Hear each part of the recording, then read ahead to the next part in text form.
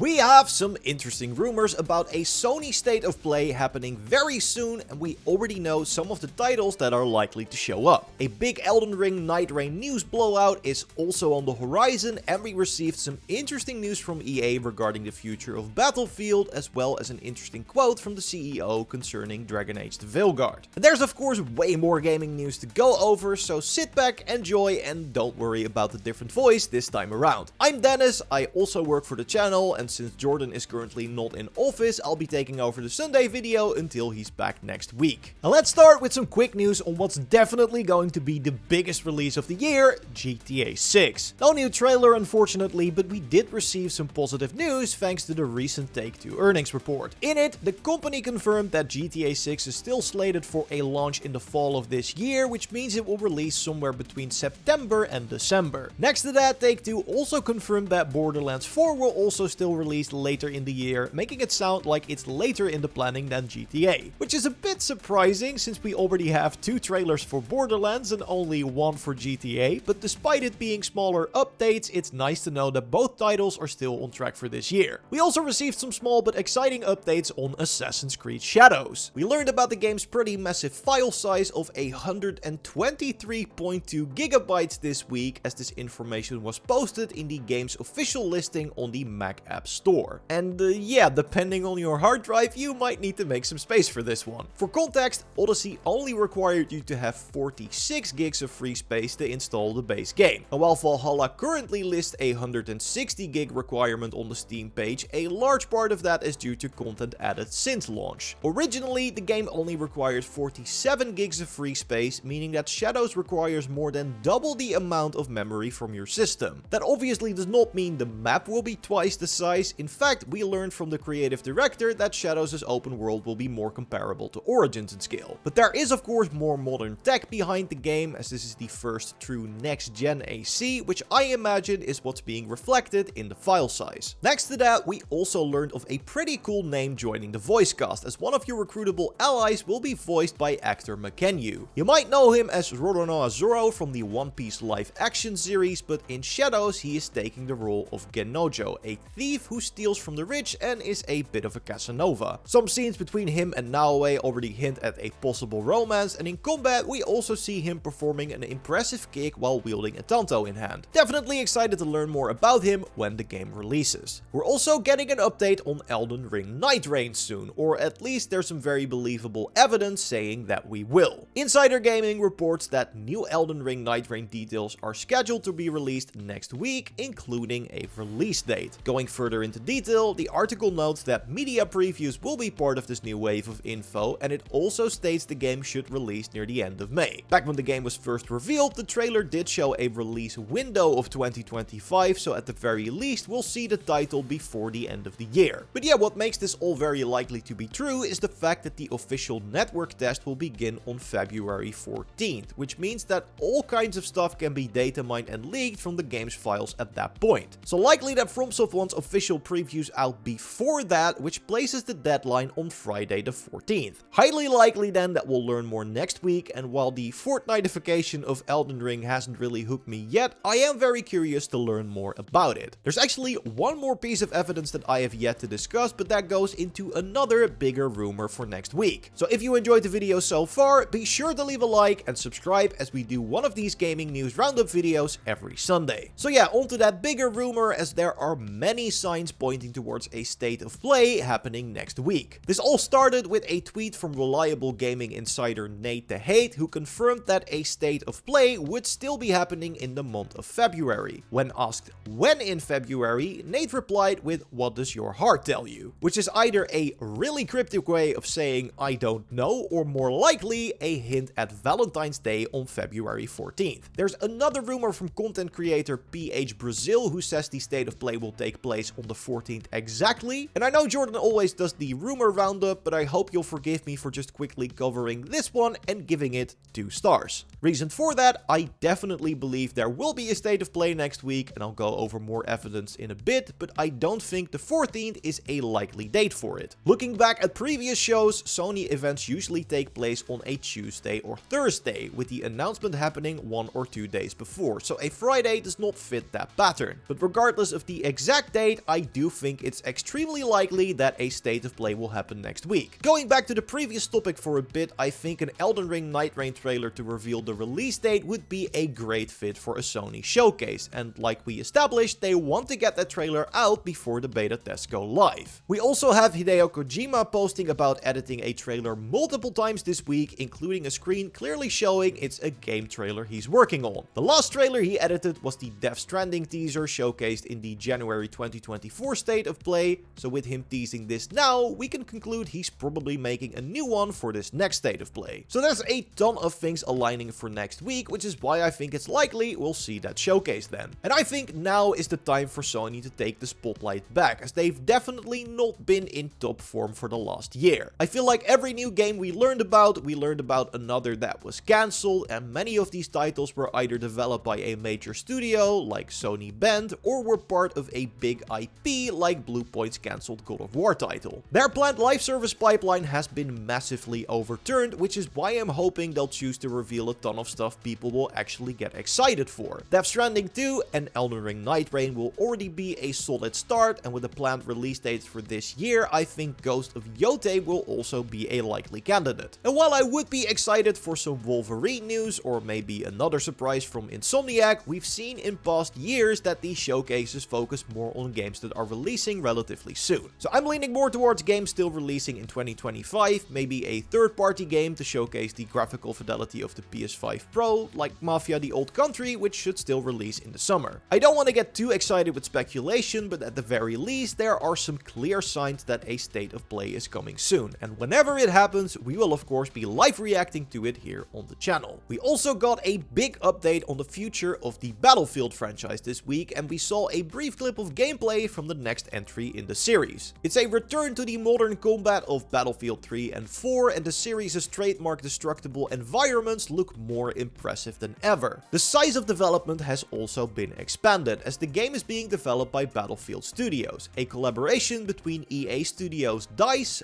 Motive, Criterion, and Ripple Effect. The game will also have a single-player campaign, and the Portal mode that allowed you to access and mix content from prior titles in the series is confirmed to return as well. But the biggest announcement was the reveal of Battlefield Labs, a big pre-alpha test that allows you to play an early build of the game and make your feedback known before the game's full release. You can already sign up now, with the first test going live in the coming weeks. We also learned, thanks to the EA investor call, that the next Battlefield will release before April 2026, with no other launch month or window given. Still though, that gives plenty of time for Labs to do its work and give the teams valuable feedback that they can work on for the full release. Given how the past Battlefield entries have all suffered from terrible issues at launch, I really hope this initiative pays off and we get a smooth day one experience. Everything else, from a return to the class-based system to that gameplay teaser we just got, looks like a return to form, so if the next Battlefield sticks the landing on the technical side as well, it could be a really big hit for EA. Which is something they definitely need, because as Jordan discussed in last week's video, some of their other projects have not been performing up to expectations. We actually got a small update on that, as CEO Andrew Wilson commented on Dragon Age the Veilguard sales with a surprising remark, to say the least. During EA's financial call, Wilson said, "In order to break out beyond the core audience, games need to directly connect to the evolving demands of players who increasingly seek shared world features and deeper engagement alongside high quality narratives." He then added that despite positive reviews, Dragon Age the Veilguard did not resonate with a broad enough audience in this highly competitive market. Which is definitely not the response I was expecting, although I have lost track of how many CEOs decide to double down on live service after a project fails. I'm looking at you, Warner Brothers. Because in case it's not clear, Wilson is implying that in order to have a bigger reach, games should include shared worlds and other live service features. I feel like everything currently going on shows the exact opposite of that statement, but again, what do I know? The fact that Veilguard originally started as the type of title Wilson is describing makes this even stranger though, as it was only changed to a narrative single-player RPG at BioWare's behest. I really do hope they figure something out though, because I don't want the next Mass Effect to be the studio's swan song. But speaking of narrative RPGs, we of course had an excellent new release in Kingdom Come Deliverance 2 this week. It's currently sitting at an 88 Metacritic score and has already sold over 1 million copies within the first week. With this only being Warhorse's second title, they have every right to be very proud of themselves, and it also proves that maybe those shared world features aren't that important to your game's success. If you're looking for a more apocalyptic open world adventure, then you'll be happy to know that Far Cry New Dawn got a 60 FPS update this week on next-gen consoles. Both PS5 and Xbox Series X and S can enjoy the improved frame rate, and the game has been added to Game Pass as well. So if you have a subscription and haven't played it before, now is the perfect time. And one final quick bit of news, the release date for Metal Gear Solid Delta has been leaked, as an update to the PlayStation Store page now lists the game releasing on the 28th of August. The release date trailer has also been leaked, but that might have been another reveal planned for that rumored state of play. At the very least, we know this coming week we'll see the release of Civilization 7 on February 11th. Later that week, on February 13th, the early access for Avowed will go live, so if you pre-order the game's premium edition, you'll get to play early. The review embargo lifts on the same day, so if you're still on the fence about Obsidian's next RPG, that should help you make up your mind. And if you're looking for a more in-depth discussion on these topics and more gaming news, Jordan will be back on Monday to discuss it all on the React channel. And while there may be some surprises over the course of the week over here on the main channel, you can at the very least expect another one of these Sunday roundup videos next Sunday. So subscribe to not miss it, leave a like if you enjoyed this one, and watch our previous news roundup video by clicking on the screen. I will see you in the next one. Goodbye.